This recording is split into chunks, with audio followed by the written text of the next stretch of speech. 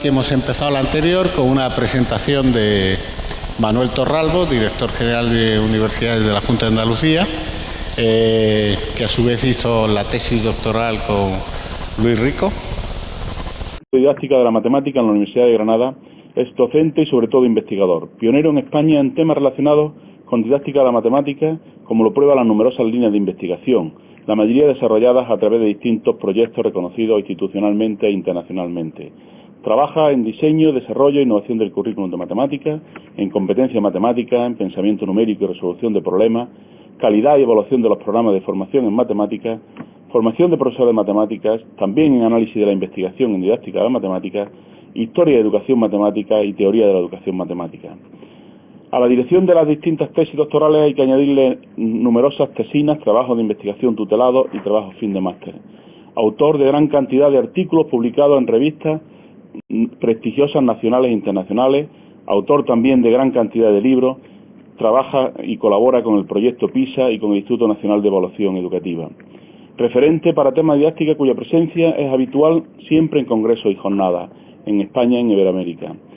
Es el principal referente en España y en Iberoamérica en educación matemática. Sus publicaciones son necesarias leerlas y estudiarlas para cualquier investigador en educación matemática. Y prueba del reconocimiento de la producción científica es que en 2012 recibió el Premio Andalucía Investigación. Orgullosos nos sentimos todos de que este andaluz haya alcanzado este premio en investigación, y tenerlo entre nosotros y disfrutarlo es un enorme placer para todos los andaluces, para todos los españoles y para mí especialmente, porque soy su amigo y su discípulo. Muchas gracias, Luis, por tu trabajo y suerte.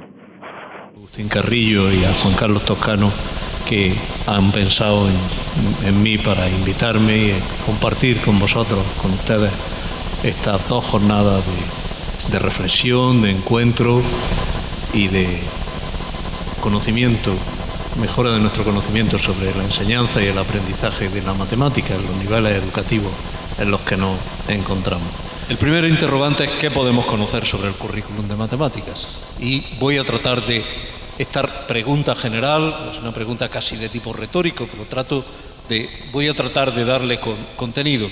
¿Qué podemos conocer? Cuando digo qué podemos conocer es qué debe de conocer, qué puede conocer un profesor de matemáticas, qué debe conocer un profesor de matemáticas en formación, qué debe conocer un formador, qué debe conocer un coordinador, un administrador de la educación matemática en el sistema educativo de sus respectivos países. Voy a centrarme en estas dos aproximaciones diferentes y complementarias a esta cuestión. Una que se refiere a los aspectos estructurales de la noción de currículum en matemáticas. Y es posible que adelante algunas ideas que luego aparezcan, pero me sugiere en este momento recordar que en la formación del profesor de matemáticas, al menos en mi país, el profesor aspirante o el aspirante a ser profesor, sobre todo en secundaria, es un licenciado, un egresado con formación matemática de buen nivel. Entonces se encuentra con el mundo educativo, su primera aproximación es que el mundo educativo es más impreciso, es más vago, se pueden decir las cosas de una manera o de otra, a veces de manera aparentemente contradictoria, y hay una cierta falta de respeto intelectual o falta de consideración intelectual por la falta de precisión que tienen los aspectos conceptuales en términos de la educación matemática.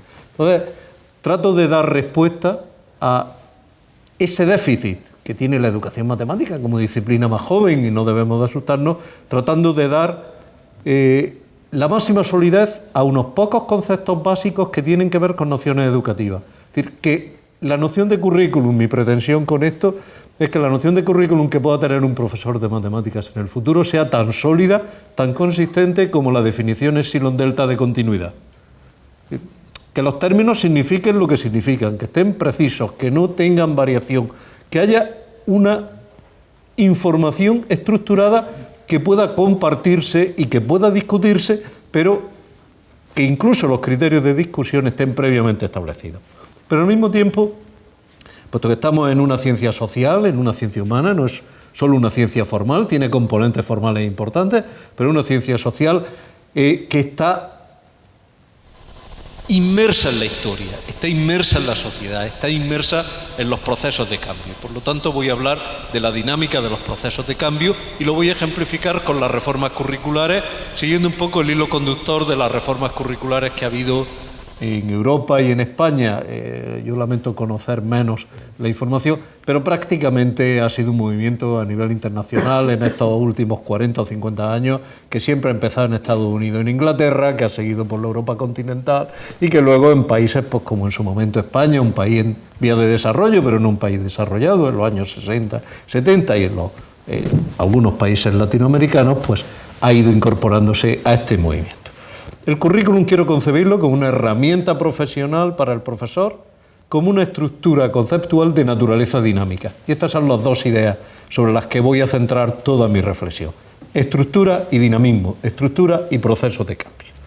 El planteamiento estructural lo hago consistir en esa imagen, en donde es una visión muy bonita de la Torre Eiffel, en donde la estructura es lo constitutivo de esa construcción, de esa imagen.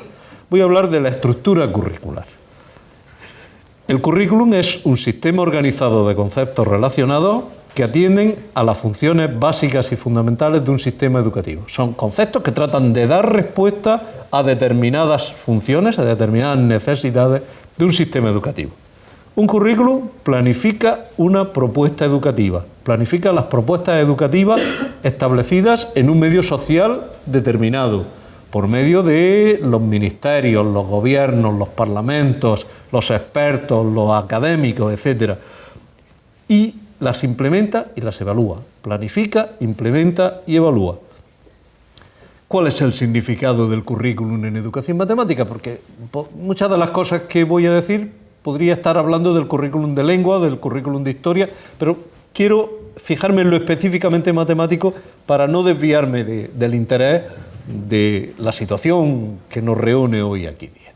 En su uso educativo, currículum es un término genérico para cualquier actividad relativa a planificar y poner en práctica una formación.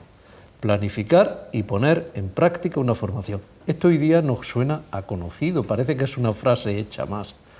Pero quiero recordar que no tiene más allá de 100 años las primeras definiciones de currículum que se produjeron en Estados Unidos, y en mi país, en España, el primer libro escrito sobre currículum, no sobre currículum de matemáticas, sino sobre currículum en general, cumple ahora 30 años exactamente. Es un libro publicado en el año 84 por el profesor Jimeno Sacristán. Con anterioridad no había ninguna documentación escrita en español y pensada en español, que es lo más importante, pensada en castellano, que se refiriese a la noción de currículum. Planificar y poner en práctica una formación. Y esa es la idea conductora de mi reflexión. El currículum de matemáticas para la educación obligatoria, para la enseñanza obligatoria, es un plan de formación que desarrolla el sistema educativo, pero que viene a dar respuesta a una serie de preguntas muy concretas. En concreto son 4. ¿Qué es el conocimiento? ¿Qué es el aprendizaje? ¿Qué es la enseñanza? ¿Y qué es o cuándo un conocimiento es útil? Creo que la propuesta que ha hecho el profesor Alsina en la conferencia anterior da respuesta. Es un currículum lo que él nos ha planteado. Nos ha planteado un modo de entender las matemáticas, nos ha planteado un modo de entender su aprendizaje, su enseñanza y su utilidad, la necesidad de transmitir ese conocimiento formal, ese conocimiento formal inicial, transmitirlo con amor, transmitirlo con ilusión, transmitirlo de manera fascinante. A eso es a lo que debe dar respuesta, a esas 4 cuestiones cualquier currículum. Y si van a los programas de sus países respectivos y buscan la estructura de los documentos, hay de un modo o de otro algún modo de o alguna explicación de qué se entiende por matemáticas, qué se entiende por aprender matemáticas, qué se entiende por enseñar matemáticas y qué es o cuándo un conocimiento es útil, cuando al evaluar se puede afirmar que se ha obtenido un resultado. Y paso a hablar entonces de las funciones de un currículum. Un currículum debe de ofrecer, de acuerdo con estas 4 preguntas, propuestas concretas en materia de formas de entender el conocimiento. O sea, lo que hace el currículum es que concreta. Un currículum no nos puede ofrecer todas las opciones diferentes de entender el conocimiento matemático, pero sí selecciona algunas a las que da prioridad. E igualmente lo hace respecto del aprendizaje de las matemáticas, respecto de la enseñanza de las matemáticas y respecto de la valoración o utilidad del conocimiento matemático cuyo aprendizaje se ha alcanzado. Estas cuestiones organizan nuestro pensamiento y generan dimensiones curriculares que lo estructuran. Voy a hablar de dimensiones curriculares a esos modos de abordar un plan de formación que hay que implementar y que hay que evaluar. No indican su contenido explícito, no prejuzgan, el currículum no prejuzgan si van a ser matemáticas modernas o matemáticas funcionales, si van a ser matemáticas instrumentales o si van a ser matemáticas basadas en la resolución de problemas. En cualquier caso, sea resolución de problemas, sea matemática estructural, sea matemática funcional o matemática aplicada, tiene que entenderse a qué conocimiento nos referimos, cómo se interpreta su aprendizaje, cómo se implementa su enseñanza y cómo se valora. Y esto, luego cuando veamos la dimensión dinámica, irá apareciendo esa variabilidad. La primera pregunta, ¿qué es el conocimiento? Tiene varias respuestas, tiene muchas respuestas. Yo voy a ejemplificar unas pocas. Y para no aburrirme, pues una manera de responder qué es el conocimiento es el funcionamiento de nuestro cerebro, es el funcionamiento estructurado de nuestro cerebro. Pero también se entiende que el conocimiento es lo que compartimos con los demás. Igualmente se puede entender que el conocimiento es el saber acumulado de una sociedad sobre una determinada materia, o el modo en que el mundo exterior se proyecta en nuestra mente. Y así podríamos dar otras opciones de qué es el conocimiento.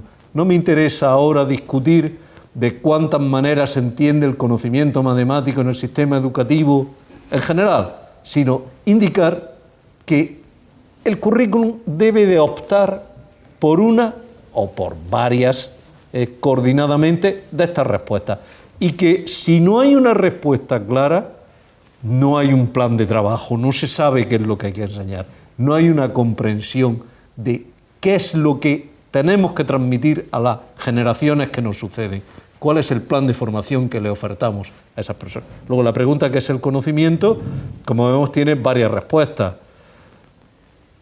porque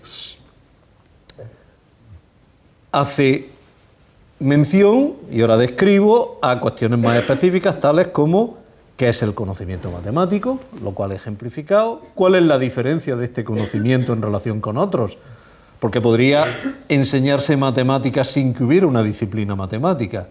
Los sistemas de representación se enseñarían en geografía, o se enseñarían en dibujo, principios de geometría, o en una asignatura que costara de economía se podrían enseñar todas las, o en la física, en las ciencias experimentales, todos los sistemas de medida, conversión de unidades, etcétera, etcétera. ¿Cuál es la diferencia de este conocimiento? ¿Por qué tiene que haber una materia en el currículum, que la hay en todos los países del mundo, que se refiere al conocimiento matemático? ¿Por qué es importante este conocimiento?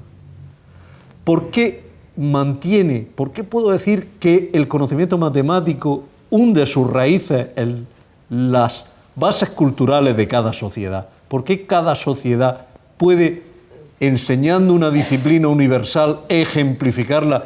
Todos los ejemplos que ha puesto el profesor Alsina son ejemplos de una sociedad tecnológicamente avanzada, en donde las cacerolas tienen diseño. Si estuviéramos en otra sociedad, las cacerolas no tendrían diseño y los pasteles no tendrían forma geométrica. Está hablando de una sociedad culturalmente avanzada, pero la matemática que se enseña en todos los países no es la misma. Viene determinada por las raíces culturales de la sociedad a la que quiere dar respuesta, y por tanto el conocimiento que aparezca en el currículum debe de tener eso en cuenta. Hablaba antes Agustín Carrillo y el profesor Torralbo de la presencia de Andalucía. Para nosotros la geometría tiene unas raíces en el arte musulmán especialmente importantes, que permite estudiar simetrías, giros, transformaciones, mosaicos, etcétera, que posiblemente otros países no lo tienen, pues porque sus raíces culturales son distintas. La pregunta ¿qué es el conocimiento? Sirve, por tanto, de referencia a otras cuestiones más específicas, como son esas, y la discusión no es trivial y afecta profundamente a cómo se entiende el desarrollo del currículum y el contenido que se va a transmitir. Pasemos a currículum y aprendizaje. La segunda pregunta, que es el aprendizaje, también puede interpretarse de distintas maneras. Por ejemplo, se puede interpretar como descubrimiento. Ahí tenemos el niño aprendiendo, y está aprendiendo formas geométricas y transformaciones geométricas, y lo está aprendiendo por descubrimiento. Pero también se puede entender como asimilación. Aprender es captar lo que otros han pensado que me están transmitiendo, o bien estructurar claramente una serie de nociones, o bien debatir y justificar, compartir nuestro conocimiento con los demás.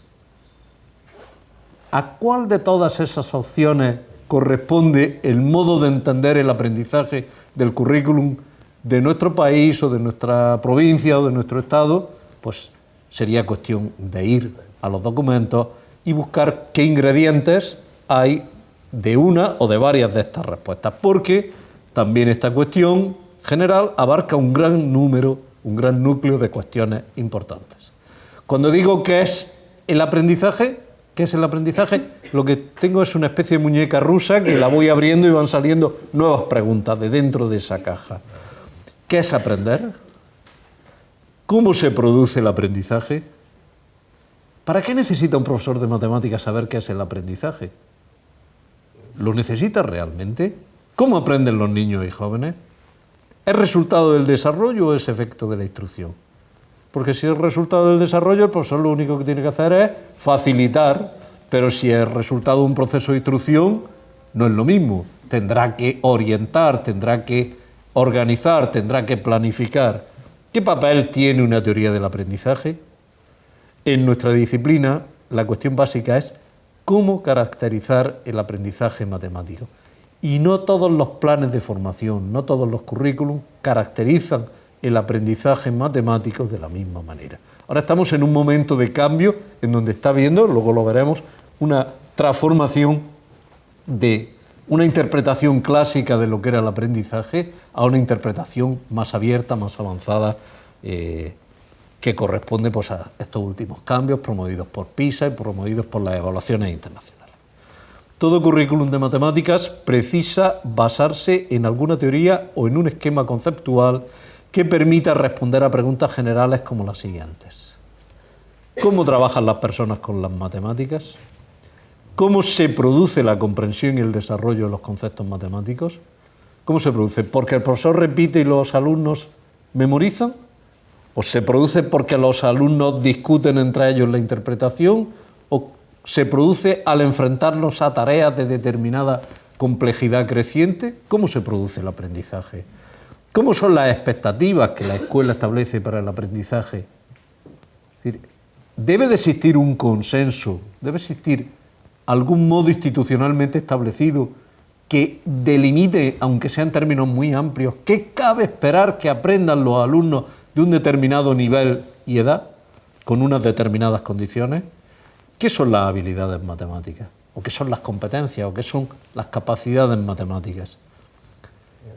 ¿Cuáles dificultades limitan el aprendizaje matemático? ¿De dónde proceden los errores? ¿Qué oportunidades y demandas cognitivas facilitan el aprendizaje del alumno? Todas estas son preguntas a las que, en términos generales, pero un plan de formación tiene que dar respuesta. Si no sabemos qué esperamos del aprendizaje, qué aprendizaje esperamos y sobre qué conceptos esperamos el aprendizaje y cómo tenemos que organizar ese aprendizaje, difícilmente podremos llevar adelante un plan de formación como profesionales.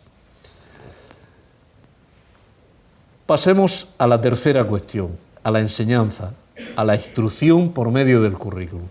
La tercera cuestión, cómo y cuándo enseñar, también da origen a diversas preguntas, a diversas posibilidades.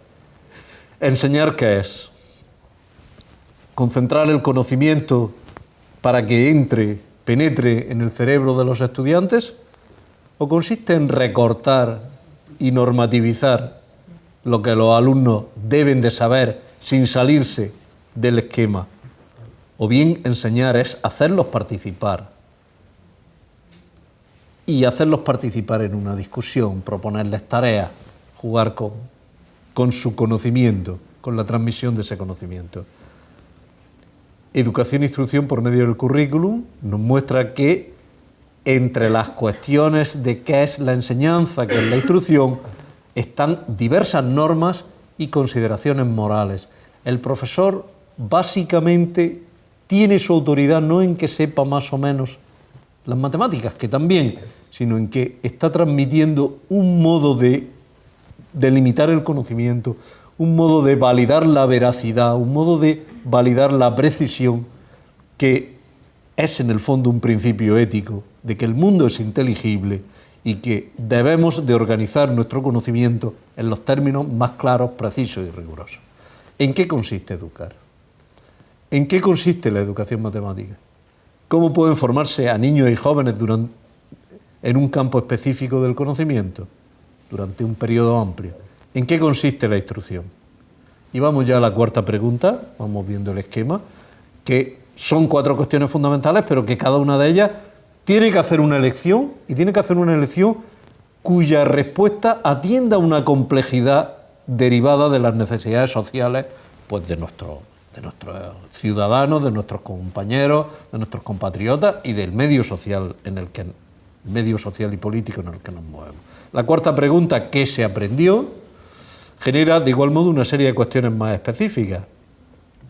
¿Qué es el conocimiento? ¿Cómo se valora el conocimiento? ¿Cómo se sabe? Mediante un chequeo de un checklist, mediante un test de 200 preguntas, o bien mediante exámenes estandarizados, mediante una valoración, mediante un juicio del profesor, o compartiendo el conocimiento y viendo cómo se elabora la construcción social de ese conocimiento, cómo cada uno de nosotros es capaz de comunicar, de argumentar y de justificar aquello que ha aprendido. La evaluación del conocimiento, de nuevo, da lugar a una serie de preguntas que son las siguientes. ¿Cómo se establece la utilidad del conocimiento matemático? Creo que hemos visto un ejemplo magnífico con anterioridad.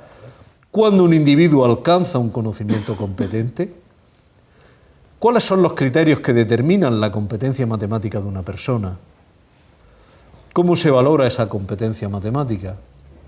¿Cuáles son los mecanismos sociales que sostienen la evaluación? ¿Por qué en unos países la evaluación es de una manera y en otros países de otra? Y luego cuando vienen las evaluaciones internacionales resulta que unos lo hacen bastante mejor que otros. ¿Con qué criterios se valora la eficacia, no ya el aprendizaje de los alumnos, sino la eficacia del currículo? ¿La sociedad controla su propio sistema educativo? ¿La sociedad evalúa los procesos de formación que tiene establecidos? ¿Qué diríamos de un país en donde la mortalidad infantil superase un 1 por 1000, un 2 por 1000 o un 10? Pues estaríamos pensando que volver a unos índices de natalidad o de mortalidad anteriores a la revolución médica son hoy día inaguantables, inaceptables. Igualmente inaguantables e inaceptables debieran de ser, van siendo, gracias a Dios, cada vez menos aceptables para las sociedades modernas. ¿Cómo y con qué criterios se valoran las capacidades de un profesor o de unos materiales curriculares? ¿Qué mecanismos permiten modificar un currículum? ¿Cómo implementarlo? Todas estas, ¿quién es el responsable de la evaluación y de los cambios? ¿Quién valora a los evaluadores? Bien, todas estas preguntas, recuerdo que son 4, ¿qué es el conocimiento? ¿Qué es el aprendizaje? ¿Qué es la enseñanza? ¿Y qué es la evaluación? Pero no he querido ponerlo en términos de evaluación porque parece que pensamos solo en el examen. ¿Qué es la evaluación? Es cuándo un conocimiento es útil, y otra cosa son las técnicas que se siguen para establecer si el conocimiento alcanzó o no alcanzó su utilidad. Nos dan una estructura del currículo.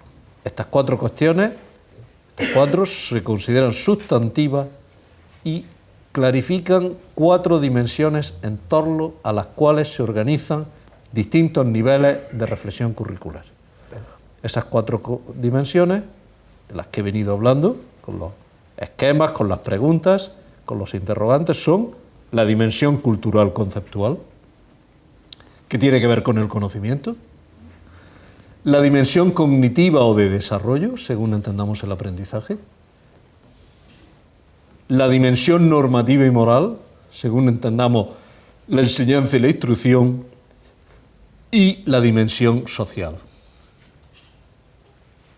Conceptual, cognitiva, qué piensan los sujetos, normativa, cómo se transmitió, qué se transmitió, qué solidez tienen no solo la precisión de los conceptos, sino esa valoración social del conocimiento que se transmite y cómo se aceptó socialmente. Y esto lo resumo en este icono. Un currículum es una estructura de 4 dimensiones. Esa estructura de 4 dimensiones, que, bueno, el icono del espacio vectorial es muy familiar para los matemáticos y son 4 dimensiones independientes. Ninguna de ellas caracteriza por sí sola el currículum, sino que son las 4 dimensiones las que establece esa estructura a la que llamo currículum. ¿Qué es un currículum? Es una estructura de un plan de formación para niños y jóvenes de un sistema educativo de un determinado país que atiende a 4 dimensiones, que vienen dadas por esas 4 preguntas. Y esto no se presta a equívocos. Puede que algunos currículum enfaticen más unas dimensiones, como ha ocurrido con la dimensión conceptual, y menos otras, como la dimensión ético-formativa, pero las 4 son esenciales para establecer con precisión la noción de currículum. Junto con las dimensiones del currículum, que son como las 4 columnas, y no hay más que esas 4 columnas, entreténganse en buscar otras 4 dimensiones que caractericen sustantivamente, y bueno, pues ampliaríamos la teoría. Hay, sin embargo, otras consideraciones que determinan su estructura y son importantes para entender el currículum de matemáticas e indagar sobre el mismo. Y otro aspecto es lo que se llama los diferentes niveles de reflexión. Yo puedo pensar esas 4 dimensiones desde la academia, desde un centro de formación. Y entonces, desde un centro de formación, las 4 dimensiones son disciplinas o familias de disciplinas. La dimensión conceptual, la estructura, la filosofía de la ciencia, la historia de la ciencia o de la matemática y las disciplinas matemáticas, el álgebra, la aritmética, la geometría. Es decir, que si pienso desde la academia, hay unos expertos que forman a los futuros profesores, que forman dentro del sistema educativo desde el punto de vista conceptual. Pero hay otros que forman desde el punto de vista cognitivo, desde el punto de vista del aprendizaje, que son los psicólogos, con todo el sistema de materias y disciplinas que organizan la psicología cognitiva, sobre todo la psicología del aprendizaje de los niños y los adolescentes. Y hay otro grupo de expertos que se dedican a teoría de la educación y pedagogía, o teoría de la educación y didáctica, y hay otro grupo de expertos que se dedican a técnicas de evaluación y sociología de la educación. Luego hay un nivel de reflexión que tiene que ver con la visión académica, pero hay otros niveles. El concepto general de currículum contempla diferentes niveles de reflexión.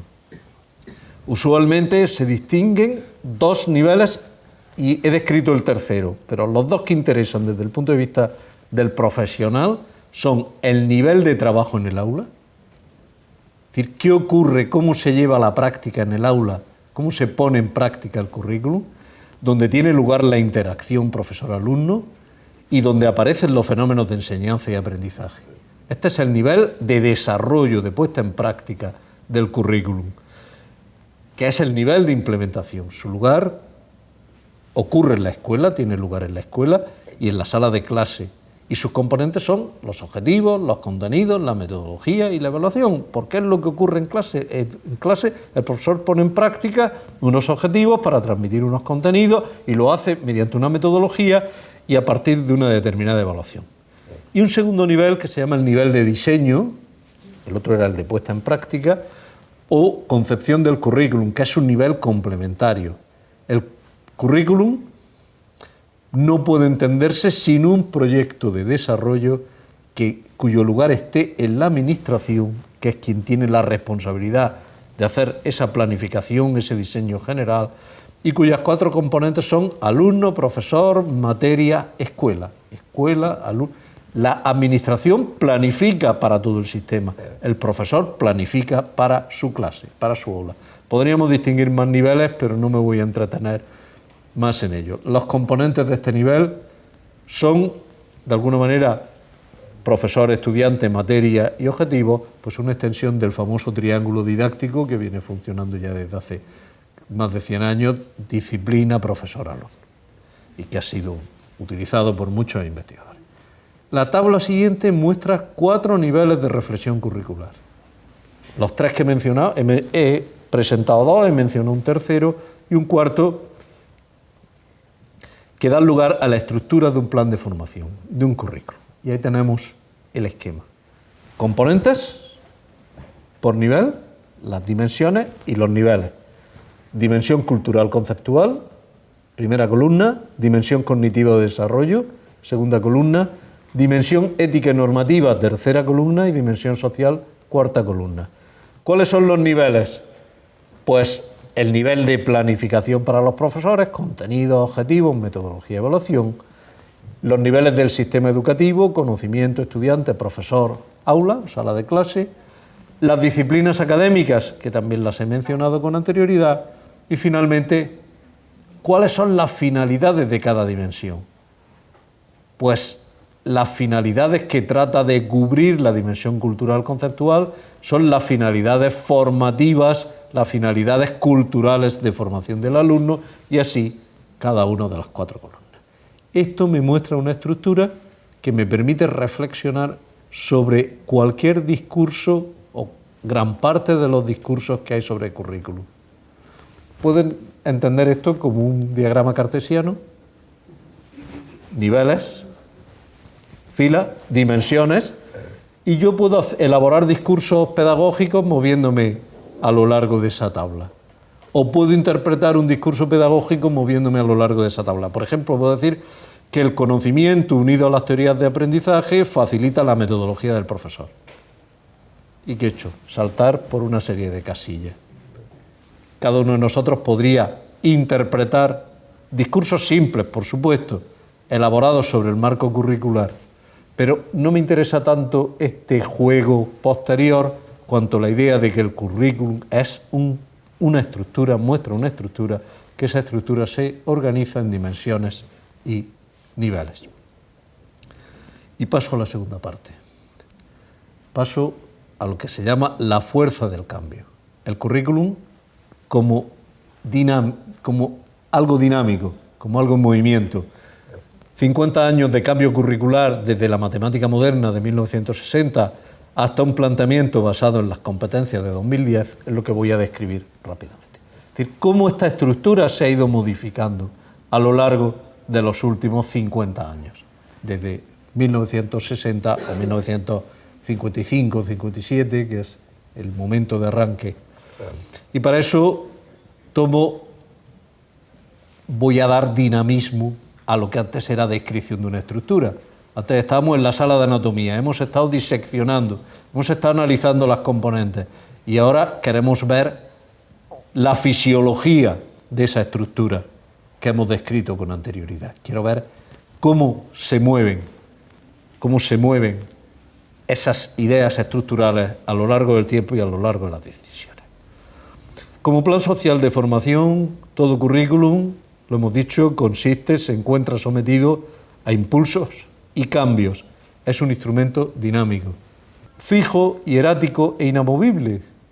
No es una institución tradicional e inmóvil.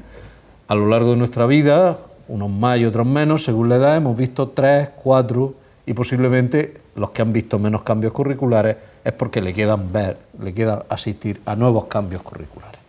Es un instrumento dinámico porque al ser un plan social de formación está sometido a los cambios, a las tensiones a los que está sometida la sociedad. Está sometido a impulsos políticos y sociales. Podrían pensar en impulsos políticos y sociales que en sus propias sociedades, en sus propios países, han producido cambios, están produciendo cambios curriculares. ¿Qué ocurrió? Ahora lo vamos a ver con los ejemplos que pongamos, pero los impulsos son inicialmente, es decir, todo cambio curricular viene de un cambio social y de un cambio político. No podemos pensar ningún cambio que no tenga en su origen alguna movilización social, algún problema al cual se le quiere dar respuesta. Los cambios curriculares vienen sometidos a efectos educativos y morales. Es decir, son nuevas necesidades, por ejemplo, la extensión de la educación obligatoria y la alfabetización a toda una sociedad. Pues ese es un gran impulso educativo y moral, conseguir que todos los ciudadanos dejen de ser analfabetos y posteriormente que alcancen una educación obligatoria hasta los 12 y luego hasta los 14 y luego hasta los 16 años. Esos son impulsos políticos, pero también son impulsos educativos y sociales. Y inciden en el cambio curricular. Igualmente hay cambios matemáticos y científicos, pues hemos visto la introducción de las calculadoras, el GeoGebra, pues son una serie de innovaciones y cambios, nuevos marcos teóricos, nuevos aspectos disciplinares que hay que transmitir, algunos que desaparecen. La aparición de las calculadoras solo la recordamos porque parece que dificulta el aprendizaje de los algoritmos básicos por parte de los niños, pero esto es porque pensamos en los niños. Yo vengo de una generación en donde teníamos que calcular logaritmos con la tabla de logaritmos, y con la tabla de logaritmos es mucho más difícil calcular logaritmos que dándole una tecla. Cuando nosotros somos los que tenemos que utilizar la tecla, no vemos inconveniente, nos parece muy normal no tener que utilizar la tabla de logaritmos, y han ido apareciendo este tipo de cambios. Y finalmente, deseos de innovación y mejora, deseos del profesor de no sentirse sometido a una rutina, repitiendo año tras año las mismas ideas, necesitando aplicar aquellos conocimientos que ha aprendido o que ha compartido con sus compañeros, necesitando aplicarlos a la innovación de la clase, etc. Visto como un todo, el currículum canaliza fuerzas considerables, tiene naturaleza dinámica, y esos cambios curriculares deben de dar respuesta a los desafíos educativos generales, a las demandas políticas y sociales, a las necesidades del progreso científico y técnico y a difundir los deseos de mejora e innovación. No estamos cambiando de currículum todos los días porque además es una tarea muy compleja, muy costosa, que necesita grandes cambios. Incluso cuando un determinado gobierno en un determinado país trata de imponer, como es el caso de España, nuevos cambios curriculares, cuando no ha transcurrido tiempo suficiente del cambio curricular anterior, pues el profesorado, la sociedad, los padres se quejan, dicen, no se puede cambiar con tanta frecuencia, pero no cabe duda de que un currículum estable durante un promedio de 15 años necesita revisión, necesita modificación, necesita cambio. Me propongo mostrar una pequeña perspectiva, una perspectiva breve de los cambios curriculares que han tenido lugar en los últimos 50 años, tomando como ejemplo el caso de España, pero tratando de insertarlo en el contexto europeo y en el contexto internacional, porque ahora veremos que la mayor parte de los orígenes no están en España, de los cambios curriculares en España, están en lugares tan dispares como la Unión Soviética o como la Comisión Europea o como los países nórdicos que elaboran, o la OCDE como institución. Revisar las reformas conceptuales y los cambios en el sistema legal de enseñanza que han sucedido en las últimas décadas ayuda a entender las transformaciones principales ocurridas en el currículum de matemáticas y también a entender los problemas con los que se han enfrentado quienes han tenido que abordar. Vamos a pasar por 4 cambios curriculares. Los principales cambios en el currículum los inicio en el currículum de la matemática moderna. Creo que todos los que estamos aquí sabemos lo que es el currículum de la matemática moderna, que es el currículum que se basa en los contenidos matemáticos estructurados según la teoría de conjuntos y según el álgebra de relaciones y funciones. Y para eso el momento clave es 1957. 1957 es el año, esto es conocido, pero no por conocido deja de ser importante recordarlo, es el año en donde la antigua Unión Soviética lanza el Sputnik. Comienza la carrera del espacio, se produce el primer satélite que comienza a dar vueltas alrededor de la Tierra y hay una foto del Sputnik, pero ese instrumento, ese artefacto, ese satélite artificial, indica toda una tecnología subyacente. Esa tecnología subyacente indica grupos humanos altamente cualificados, ingenieros, matemáticos, físicos, geólogos, que pusieron en marcha el proyecto y que produjeron un efecto propagandístico enorme. En aquel momento, la Unión Soviética había comenzado y avanzado en la carrera del espacio y todo el mundo occidental se echó a temblar, pensó que el futuro dominio político-social entre los países estaba en los países socialistas, puesto que la economía socialista era capaz de producir mejor tecnología y formar mejores científicos y, por lo tanto, tenía mayor cualificación técnica.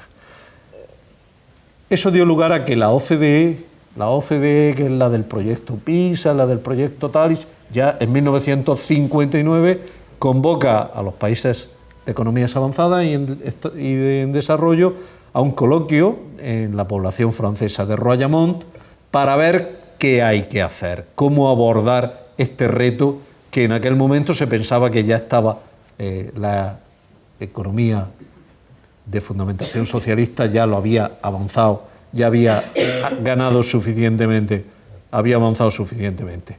La OCDE convoca este congreso bajo la presidencia del matemático francés Jean Dieudonné, que era uno de los fundadores del grupo Bourbaki, en donde la idea clave es que las matemáticas que se estaban enseñando a los escolares de la segunda mitad del siglo XX eran matemáticas del siglo III a.C., porque lo que se estaba enseñando era Euclides y la geometría de Euclides. Y por tanto, había un problema si la medicina que se estuviera enseñando a los estudiantes de medicina o a los estudiantes de secundaria fuera la medicina de Galeno, si la arquitectura que se estuviera enseñando fuera la arquitectura de Vitruvio, pues seguramente el mundo occidental a comienzos del siglo XX no hubiera estado tan avanzado como estaba. Si la formación que le estábamos dando a nuestros escolares era una formación obsoleta, había que hacer algo. Y la respuesta es conocida, es abajo Euclides, que es el grito con el que... Y pues los libros de geometría a partir de aquel momento dejaron de tener dibujos. Por ejemplo, no podía aparecer un cuadrado ni un rectángulo, lo que aparecían eran relaciones lineales y fórmulas simbólicas. Y durante una serie de años, luego aquello pues, se vio que era un auténtico disparate, porque el aprendizaje de los niños comienza por no sistemas simbólicos abstractos, sino sistemas simbólicos concretos. El trabajo que se hizo fue renovar todo el currículum, renovar todos los programas, de manera que se superase la enseñanza basada en los elementos de Euclides. De hecho, no se ha vuelto a producir ningún programa cuyo contenido esté basado en la geometría de Euclides. Sí hay parte de la geometría de Euclides, pero ya la matemática moderna, por decirlo de alguna manera, que se implanta en aquellos años, que se implanta desde preescolar hasta el último curso de la carrera universitaria, queda superado. Entonces tenemos un segundo nivel del coloquio de Royaumont y a partir de ahí los distintos países comienzan a elaborar nuevas propuestas financiadas por el Banco Mundial, pues en el caso de España fue en el año 70, cada uno de ustedes tiene, pero yo creo que antes del año 80 estaban ya prácticamente todos los programas modificados al programa de las matemáticas modernas. En España, todavía bajo la dictadura del general Franco, se produce la Ley General de Educación, que entre otras innovaciones incorpora unos nuevos programas para la enseñanza obligatoria. Esos nuevos programas para la enseñanza obligatoria eran programas de matemática moderna en todo el sistema educativo y su foco eran los objetivos operativos, las estructuras matemáticas, objetivos operativos basados en marco conceptual y en una justificación cognitiva de Piaget, del Piaget estructuralista, que ahora comentaré, en donde se apoya. Piaget nunca llegó a decir esto, pero los seguidores de Piaget, sobre todo los seguidores educativos, sí entendieron que ese isomorfismo entre la matemática y las estructuras cognitivas obligaba a enseñar matemáticas modernas en el momento de maduración de las estructuras cognitivas, es decir, en el momento de iniciación a la enseñanza, a la educación infantil. Y así podemos ver pues, ilustraciones de libros de texto de la época, libros sobre estructuras matemáticas, libros de didáctica de la matemática sobre matemática moderna. Estaba publicado. Aquí en Argentina se publicaron la editorial Eudeva, pues la obra de Papí, por ejemplo, pues la tradujo, los 6 tomos aquellos famosos de la obra de Papí, que hoy día ya no se acuerda casi nadie de aquellos tomos de Papí, al menos en España están abandonados. Y voy a comentar un poco lo que supuso ese cambio curricular. Todo esto son ilustraciones sacadas en la red, y si ponen matemática moderna, o ponen teoría de conjuntos, o ponen estructuras matemáticas, pues les sale montones de documentos, ilustraciones, reflexiones históricas. Pero vivido en el año 70 de tenemos que hacer esto para que los socialistas, la Unión Soviética, no termine ganando la carrera científica, pues se trató con mucho énfasis. La contribución conductista está reducida a este esquema. Hay un estímulo sobre el organismo, caja negra, produce una respuesta que se muestra en el comportamiento, que facilita la obtención la necesidad de nuevos estímulos para estudiar distintas respuestas. Esto fue principalmente, no el único, el psicólogo norteamericano conductista Burrus Skinner, quien patrocinó esta idea, que en el campo de la psicología no tenían, eran impecables o tenían su medio de control científico, pero que en el mundo educativo dieron lugar a un planteamiento de transmisión del conocimiento entre el profesor y el alumno. El profesor manda los estímulos a los alumnos. Ese estímulo es el conocimiento que emite, y lo emite muy bien porque él sí se lo sabe y es capaz de recitar de memoria todas las definiciones. El alumno tiene que tener la mente abierta, la metáfora del alumno con la mente abierta es una metáfora, y recibir, es decir, aceptar todo lo que le diga el profesor, con lo cual luego puede dar respuestas estructuradas, florecen las respuestas estructuradas por este esquema de estímulo-respuesta. Gracias a este esquema básico se trabajó, pues en mi país hasta el año 82 o el año 83, con este esquema de objetivos operativos, y lo que había que definir en cada caso es cuál era el estímulo y cuál era la respuesta. Si había alumnos que no daban la respuesta adecuada ante los estímulos establecidos, pues eran alumnos que no tenían atención, que no tenían interés, que no habían abierto su mente y que tenían que ser penalizados con la repetición y con la nueva memorización del conocimiento. Hay una idea más importante, básica, que es cómo contribuye no Piaget, sino de nuevo el Piaget estructuralista y sus discípulos, a esa idea de isomorfismo entre las estructuras matemáticas y las cognitivas. Este es el esquema con el que trabaja Piaget. Piaget dice que hay una dualidad matemáticamente, es decir, que las estructuras matemáticas y las estructuras mentales son isomorfas, y que gracias a ese isomorfismo entre las estructuras matemáticas y las estructuras mentales se puede abordar el estudio de la naturaleza. Y se estuvo trabajando bajo este supuesto. Lo que en aquel momento muy pocos fueron capaces de percibir es que esto suponía un auténtico cambio sobre la tradición de la enseñanza de las matemáticas, que es de lo que estamos hablando, pero también de muchas otras disciplinas, una tradición que además de los elementos de Euclides tenía muchos valores positivos. Piaget rompe el esquema clásico de la posición de la matemática en el modo de entender el conocimiento científico de la naturaleza. El esquema clásico es el de Galileo Galilei. Galileo Galilei no afirma ni postula la dualidad matemáticamente. Galileo Galilei, en el Saggiatore, dice que el libro de la naturaleza está escrito en el lenguaje de las matemáticas. Lo que Galileo Galilei estableció en su momento fue la dualidad entre la matemática y la ciencia. Cuando se lograba escribir en el lenguaje matemático, interpretar la ciencia, la mente podía interpretar y avanzar en su conocimiento. Este cambio, sin ninguna reflexión crítica, la reflexión crítica vino después, es el cambio fundamental del cambio de la modificación del currículum de los años 70. dentro de la modificación del currículum en los años 70 hay un modo de entender la matemática como estructura y un modo de entender esas estructuras como isomorfas a las estructuras mentales y por lo tanto previas o más importantes que la dualidad matemática-conocimiento científico.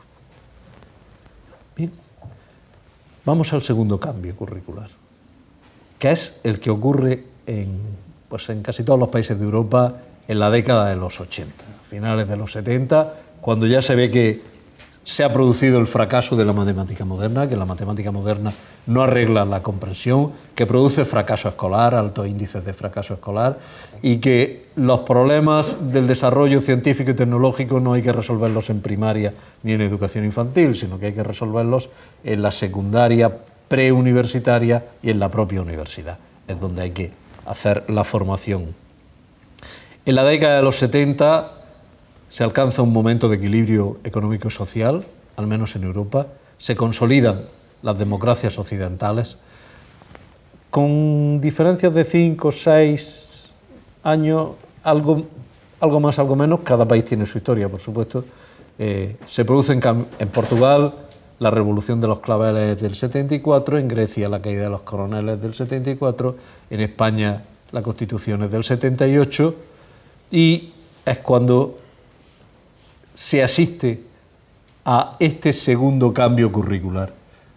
Quiero destacar esto, y los ejemplos son europeos inevitablemente, pero quiero destacar esto porque antes he dicho que todos los cambios curriculares tienen un origen político y social, y lo que estoy ejemplificando es que hay un origen político y social en los cambios que se producen en Europa a principios y mediados de los 70, igual que hay fundamentos políticos y sociales en los cambios de los años 60, que es el avance de los países socialistas, de la economía socialista, sobre los países de la economía liberal avanzada. La ampliación de la Unión Europea se realiza en el 81, en el 86.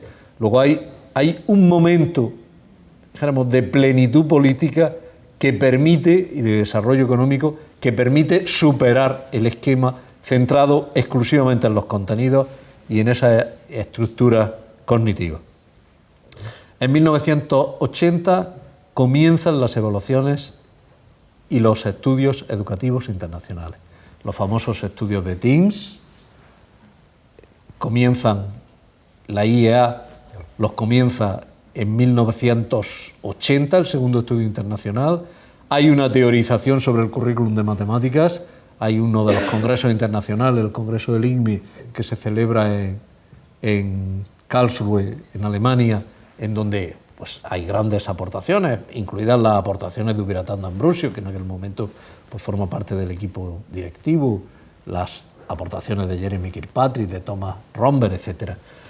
Y en el Reino Unido, el Parlamento encarga un informe sobre las necesidades de formación de los ciudadanos ingleses, galeses y de Irlanda del Norte, no los escoceses, que tienen un sistema educativo independiente, para ver cuáles reformas tenía que llevar el sistema educativo inglés, el sistema educativo británico, para adaptarse a las necesidades del momento. Y es un informe, el informe Cockcroft, se tradujo al español por el Ministerio de Educación y posiblemente se encuentra en la red, en alguna base de datos. También hay un estudio del INME sobre la matemática escolar para la década de los 80, el famoso informe de Kuwait. Hay una serie de iniciativas que plantean la renovación del currículum desde el punto de vista de la innovación educativa. La IEA, el estudio del TIMSS,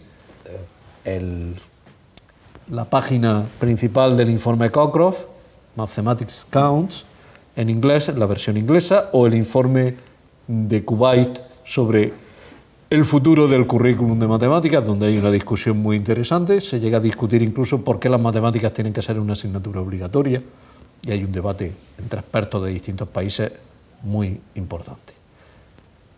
Las evaluaciones y estudios internacionales dan lugar a su vez a reformas educativas que en cada uno de los países van ocurriendo en su momento, y en España comienzan en mitad de la década de los 80 con el gobierno socialista, y las lleva adelante finalmente con la ley de 1990 que extiende la educación básica obligatoria hasta los 14 años. También hay una respuesta social importante. El ministro en aquella época el ministro de Educación que saca es Javier Solana, que luego fue secretario general de la OTAN, que luego fue ministro de Asuntos Exteriores, ministro de Relaciones Exteriores de la Unión Europea. Es un personaje importante que da culminación en ese momento a las reformas educativas de los años 90. Se producen nuevos currículos que están basados no en la organización conceptual, sino en la organización cognitiva. Quiero decir con esto que están basados en esa distinción entre conceptos, procedimientos, y dentro de los conceptos y procedimientos los distintos niveles de complejidad, que tienen en cuenta las actitudes, que tienen en cuenta la resolución de problemas, que tienen en cuenta las estrategias, y eso es un producto del informe inglés adaptado por distintos países, y en España da lugar a lo que se llama o se conoce como diseño curricular básico. Se define en la ley, en esa nueva ley, la noción de currículum. Estamos hablando de una ley del 90, en el 85, vuelvo a recordar lo que dije antes, todavía no había ningún libro escrito por ningún experto que explicase lo que era currículum. En el año 90, un artículo de la ley dice: a los efectos de esta ley se entiende por currículum el conjunto de objetivos, contenidos, metodología y evaluación. Ya se convierte en un concepto, no solo en un concepto bien definido, sino en una normativa legal, que es incluso más interesante, más curioso. El conocimiento se clasifica con una estructura cognitiva, conceptos, procedimientos y resolución de problemas. Se abandona el isomorfismo de las estructuras cognitivas y matemáticas y se pasa de unos objetivos específicos a unos objetivos generales.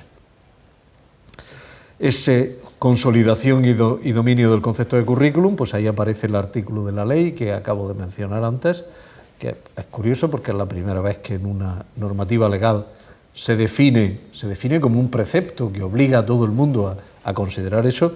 Y luego, pues otro de los datos importantes de este momento es esa organización cognitiva, que aparece conceptos, hechos, conceptos, estructuras conceptuales, en la parte conceptual, que es la de la izquierda, y en la parte de la derecha, de ese encaje, pues las destrezas, razonamientos y estrategias, como la parte procedimental, y aparecen también las actitudes. Ahí se encuentra la organización cognitiva del conocimiento matemático, que ha dado y que sigue dando bastante juego porque no se ha superado a este nivel.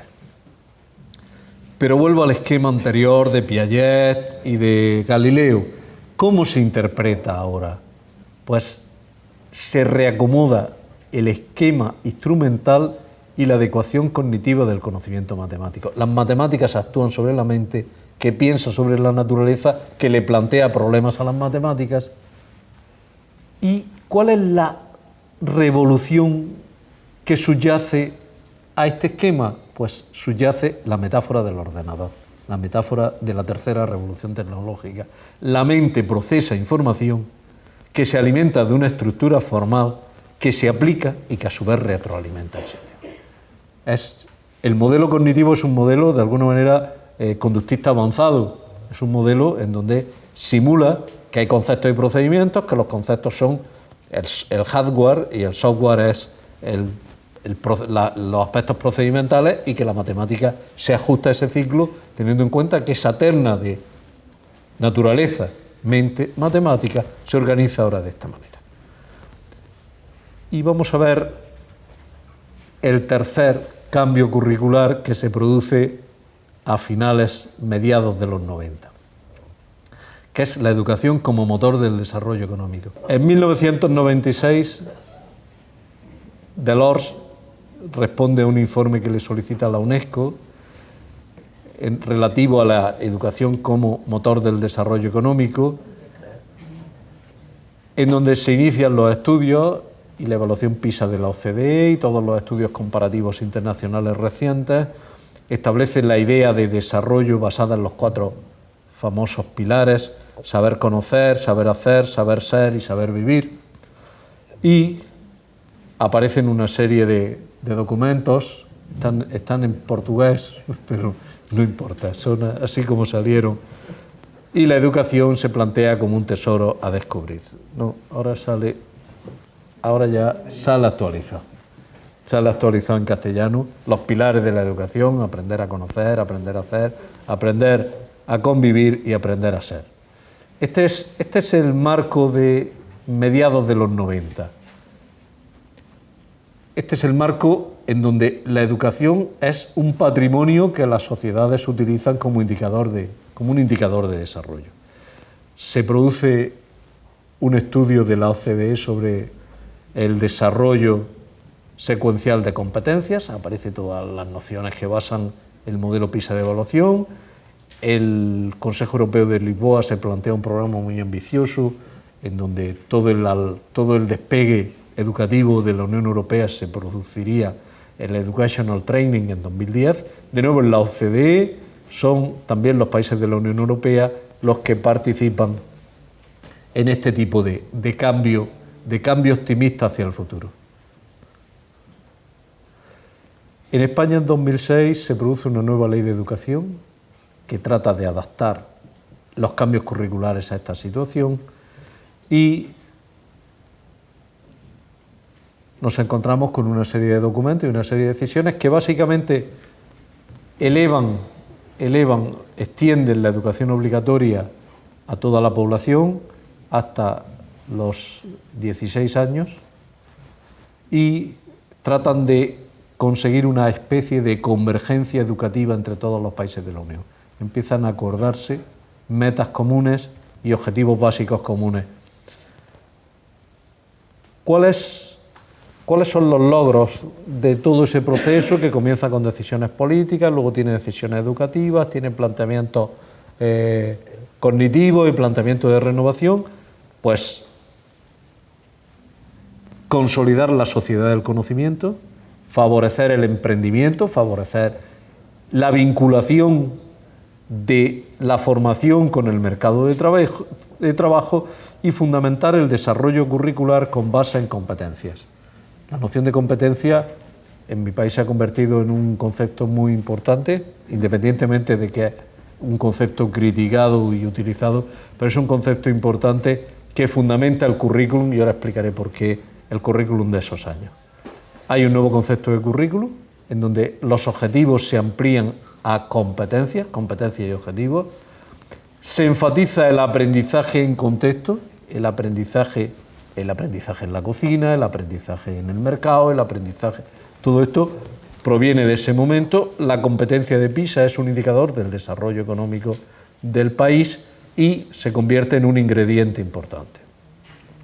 De alguna manera, estas propuestas tratan de pasar de un modelo instrumental a un modelo funcional. Resumo esa idea. Para un modelo instrumental, los conceptos y los procedimientos son herramientas cuyo conocimiento es necesario. El aprendizaje se enfoca, por tanto, sobre los instrumentos. Es decir, hay que aprender mucho sobre palas o hay que aprender mucho sobre funciones. Independientemente de qué cosas sean las funciones o para qué sirven, hay que aprender mucho sobre martillos. Hay que aprender mucho sobre pinceles, ese es el conocimiento instrumental. Hay que saber todo lo posible sobre los instrumentos. El modelo funcional al que viene a dar lugar es que el conocimiento no es el conocimiento de los instrumentos, sino sobre el uso de los instrumentos. Lo que importa no es saber mucho sobre el martillo, sino saber utilizar el martillo. No saber mucho sobre palas, sino qué se puede hacer con una pala, qué se puede hacer con un pincel. Y en este sentido, la competencia lo que hace es impulsar el cambio desde un modelo instrumental a un modelo funcional, a un modelo de aprendizaje en contexto. El último cambio, el cambio de 2006, es el del aprendizaje en contexto. Y el esquema que resume es el que ahí aparece. En el marco funcional, el sujeto moviliza su competencia y utiliza las herramientas matemáticas ante tareas y problemas contextualizados. Y esas son las ideas claves de este cambio. La idea clave es competencia, conocimiento en contexto, aprendizaje en contexto y uso de esas herramientas en contextos para dar respuesta a las cuestiones que se plantean, que se ajusta al modelo PISA de evaluación. Si hago el balance de todo lo anterior, nos encontramos con una serie de cambios legales y normativos. 3 cambios. El primero con un intervalo de 20 años y el segundo con un intervalo de 15 años. Ahora estamos asistiendo al comienzo del tercer cambio, que todavía no sabemos qué va a dar de sí.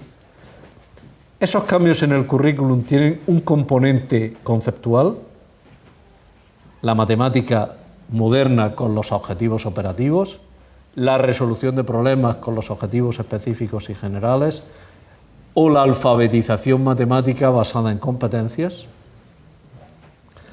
con unos focos que son la estructura, los conceptos y procedimientos y la matemática funcional, con una base cognitiva basada en el isomorfismo entre las estructuras mentales y matemáticas, la organización cognitiva del conocimiento o el aprendizaje en conceptos, y si nos damos cuenta, cada uno de esos currículos da una respuesta diferente a qué es el conocimiento matemático, cómo se aprenden las matemáticas, cómo se enseñan las matemáticas, y no hemos entrado en cómo es la evaluación en matemáticas detalladamente, pero creo que se puede sobreentender que en cada caso lo que se evalúan son el logro de los objetivos en términos de los conceptos correspondientes que se hayan impartido. Muy bien, pues hasta aquí mi intervención. Muchas gracias por su paciencia.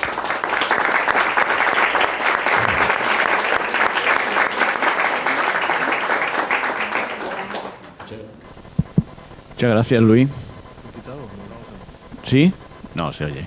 Bueno, decía que muchas gracias por tu excelente intervención, y si hay preguntas yo creo que hay que aprovechar. Ahora no hay que acercarse para salir en la cámara, que eso pudo cortar a más de uno y más de una, ¿no? Entonces, si hay alguna pregunta... Por lo que entiendo, el diseño curricular actual está organizado en función de competencias. ¿Eso se da en todos los diseños curriculares, la formación de profesores y los distintos niveles educativos, primaria, secundaria?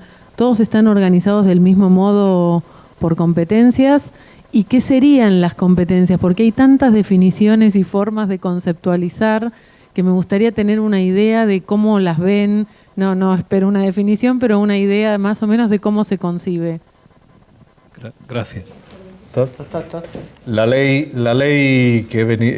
a la que me refería es del año 2000 y establece competencias básicas comunes para primaria y secundaria. La primaria y secundaria están definidas en términos de objetivos, pero también en términos de competencias básicas. Esas competencias básicas son comunes a los países de la Unión Europea. Cada país puede elegir y dar prioridad a unos u otros, pero es como una especie de unidad de cuenta educativa entre los países de la Unión Europea, para entendernos desde el punto de vista político, aun cuando las definiciones puedan variar de unos países a otros. ¿Todos los niveles del sistema educativo tienen competencias? No. Bachillerato no tiene competencias. No me preguntes por qué, porque no lo sé. Es una cosa inexplicable, pero bachillerato no tiene competencia. Y educación infantil tampoco. Sin embargo, todas las titulaciones universitarias de grado y de posgrado y de doctorado están definidas en términos de competencia. ¿Qué son las competencias? La pregunta rápidamente. Las competencias son expectativas de aprendizaje a largo plazo.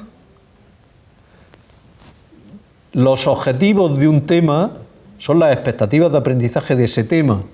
Aprendizaje se realizará en una semana o en 2 semanas, pero son expectativas de aprendizaje a corto plazo vinculadas con un contenido. Yo puedo hablar de los objetivos de números enteros o de los objetivos de las fracciones. Corto plazo, vinculada a un conocimiento, y se evalúan en problemas vinculados directamente, en ejercicios. Las competencias son expectativas de aprendizaje a largo plazo, es decir, no hay competencias de elección, ni hay competencias de tema, ni de nivel. Hay competencias de ciclo educativo. Hay competencias conjuntas para primaria y secundaria, o hay competencias del grado de maestro o del grado de matemático. Son competencias a término, son expectativas de aprendizaje a término, y no están vinculadas a un contenido concreto, sino a toda una disciplina. Esto por dar algunos descriptores breves que establece. Y ahora, los objetivos contribuyen a las competencias. Los objetivos contribuyen al logro de las competencias. Buenas tardes. Yo tengo una consulta. Yo me estoy formando como docente, así que espero no hacer una pregunta disparate. Es sobre la propuesta conductista. Yo tengo una duda y quiero aprovechar ahora que no tengo adelante. En cierta medida es necesario esto de transmitir conocimientos más allá de toda propuesta didáctica que se pueda hacer con juegos, lo que sea. ¿Es necesaria la propuesta? Sí. No hay que entender los cambios curriculares en el sentido de que algo queda prohibido y se inaugura una nueva era de algo totalmente nuevo. Se va produciendo por ampliación o por extensión. Lo que hace cada nuevo planteamiento cognitivo es que supera lo anterior, pero no lo anula, sino que lo mejora y lo supera. Es decir, hay aprendizaje. La memoria es importante, la memoria es importantísima. Ningún sistema educativo, ningún currículum puede prescindir de la memoria. Un currículum basado solo en la memorización es lo que es negativo. No sé si...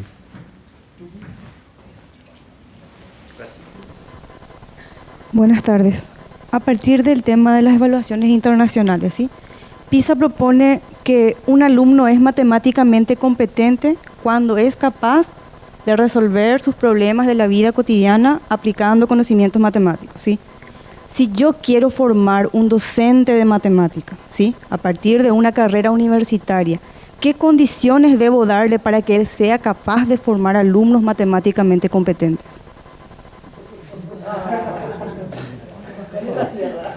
Eso es todo un programa político.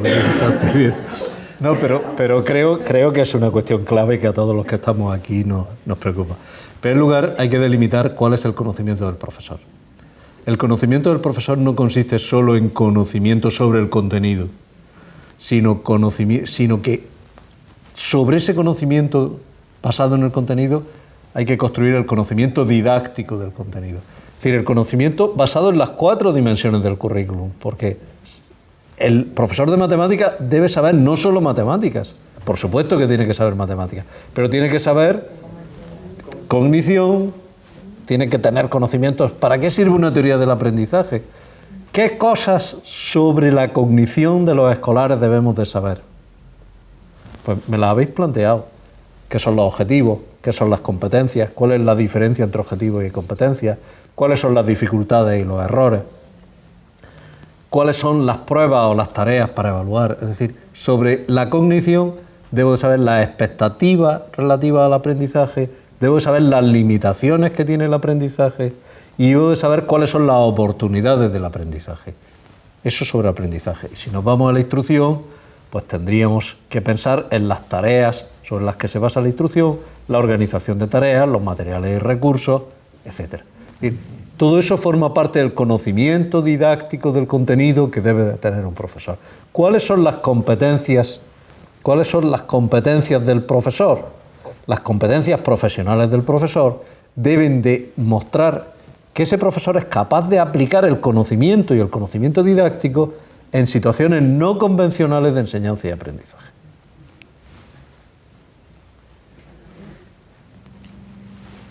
¿Más preguntas? ¿Qué tal? Buenas tardes. Una pregunta que tiene que ver con la inclusión de las nuevas tecnologías en el aula. En la Argentina casi la mayoría de los alumnos tienen una netbook y entonces cómo la matemática a través de sus didácticas y su organización, a través de las normas, PISA y demás, hacen la inclusión de la tecnología. Por lo que uno lee, España aporta mucho acerca del uso de las nuevas tecnologías y quisiera ver qué opinión tiene usted al respecto. Yo creo que esta pregunta la debía de responder mi compañero Agustín, que está más metido en esto, Juan Carlos, que está más metido en estos temas. No soy experto en tecnología, por lo tanto voy a dar una respuesta un poco...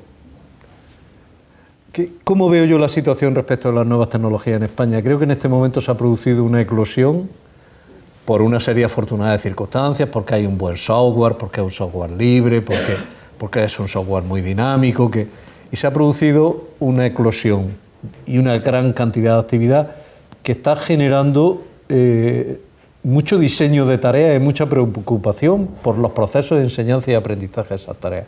Luego creo que estamos en un momento de construcción y de invención sobre la incorporación de las nuevas tecnologías al currículum de matemáticas. Ahora, todavía no hay resultados sólidos y todavía no hay marco teórico suficiente. Esta mañana lo hablábamos en una reunión que hemos tenido con una serie de profesores. ¿Qué falta? Pues falta ya empezar a elaborar un cierto marco teórico, aunque sea un marco teórico de cierta, no excesivamente ambicioso, pero que vaya dando respuestas pragmáticas a toda esa riqueza de experiencias que se están realizando y compartiendo. A mí lo que me parece más interesante es que sin que ningún ministro o ministra diga o prescriba o mande o ordene, los profesores os estáis reuniendo y compartiendo y realizando una cantidad de trabajo en vuestro tiempo libre que es un capital que no se puede desperdiciar. Ese es Y en España, afortunadamente, pues hay grupos muy activos que se están moviendo mucho, que han conseguido financiación para llevar adelante actividades, y creo que es muy meritorio el trabajo que están haciendo. Ahora, todavía es bastante el trabajo que... ¿Cómo resuelven frente a tantos cambios curriculares la formación permanente del docente? Nosotros tenemos, en este momento, yo llevo 33 años en la docencia, o sea, cambió los currículums, y si uno personalmente no se mueve, no tiene obligatoriedad de llegar a esos cambios, ¿no es cierto? Se disfrazan lo que se hace en el aula, pero se sigue haciendo exactamente lo mismo, a lo mejor que hace 20 años. ¿En Europa tienen alguna solución al respecto? Hablar de la solución en Europa es demasiado atrevido por mi parte. Hay una tradición muy importante en Inglaterra del centro de formación y hay una tradición muy importante en Francia con los IREN, o sea que se están haciendo cosas, por supuesto que se están haciendo cosas. En España ha habido un par de intentos que luego se han quedado en resultados interesantes pero no consolidados. Los centros de profesores, pues Agustín estuvo dirigiendo uno de ellos, pues por falta de visión de la administración y también por falta de financiación, pues se quedaron en bastante menos de lo que era. Yo puedo hablar desde el punto de vista del académico que está dirigiendo trabajos relacionados con la formación permanente. Voy a mencionar dos. Una de las preocupaciones ahora mismo importantes de los profesores es cómo trabajar con sus alumnos para las pruebas de evaluación de PISA. Porque esas pruebas son muy importantes, califican.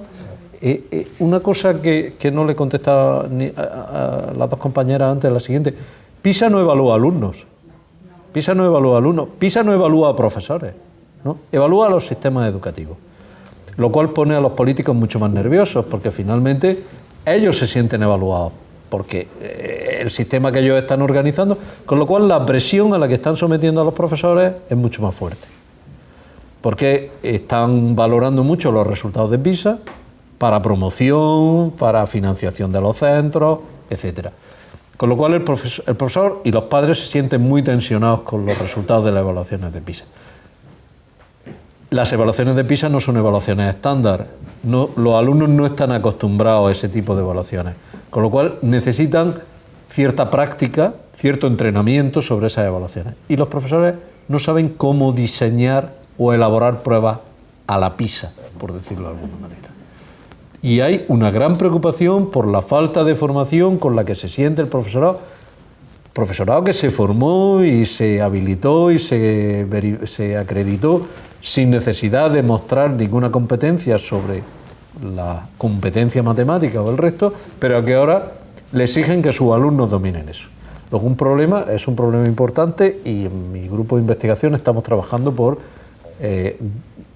cursos de formación con profesores en ejercicio que traten de desarrollar la competencia de evaluación con pruebas de PISA. Y estamos trabajando en eso. Salen cuestiones interesantes, pero no hay apoyo de la administración. La administración exige buenos resultados, pero tampoco sabe cómo llevar a cabo una formación adecuada.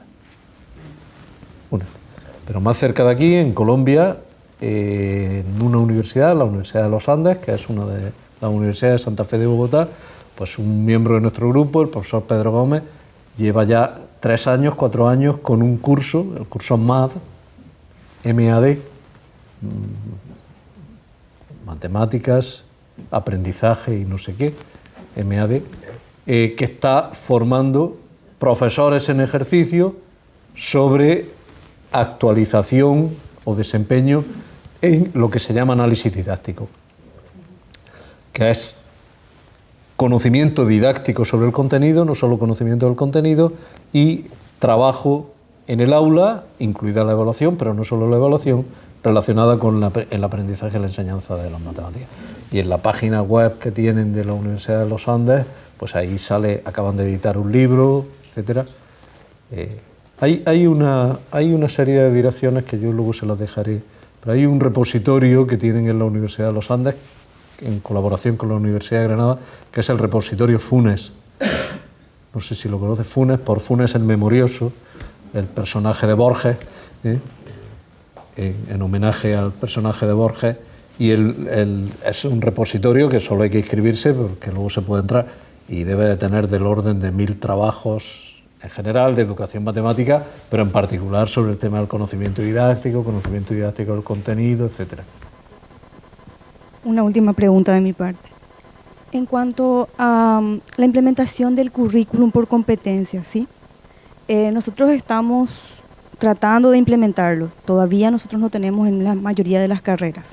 Para poder llegar a eso, consultamos con TUNI Latinoamérica para la selección de las competencias y a partir de ahí poder formar un sistema por créditos para la carrera específica de formación de docentes de matemáticas, licenciatura de matemáticas.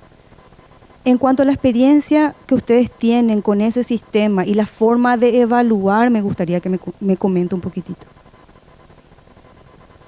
Yo soy de Paraguay, claro.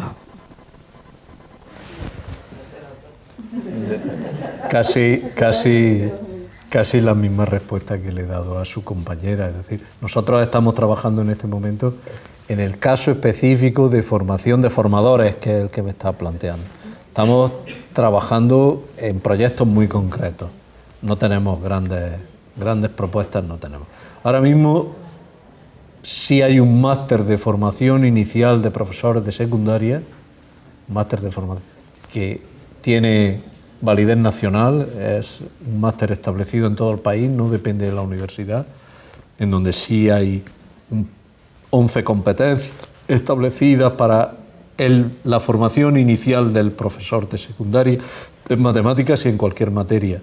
Y hay bastante trabajo elaborado. Finalizamos, bueno, pues agradecerle a Luis su intervención y agradecerle a ustedes su presencia, y mañana seguiremos disfrutando del conocimiento y la sabiduría de Luis. Muchas gracias.